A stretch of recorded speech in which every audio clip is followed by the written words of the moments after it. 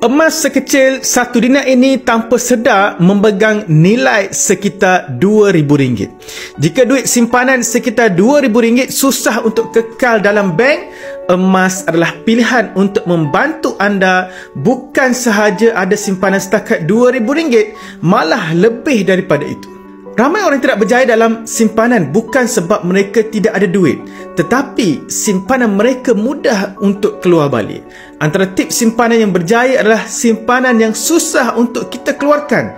Sebagai contoh, simpanan di ASB yang mana tidak ada kad ATM, simpanan dalam K.SP yang hanya boleh keluarkan dengan syarat yang ketat, dan juga simpanan dalam bentuk emas yang mana kita tidak nampak RM pada emas ini. Anda ada pilihan untuk terus membuat belian emas jika ada wang tunai yang cukup, ataupun anda boleh menabung grade emas di akaun emas Gap ataupun yang dipanggil sebagai Gold Accumulation Program.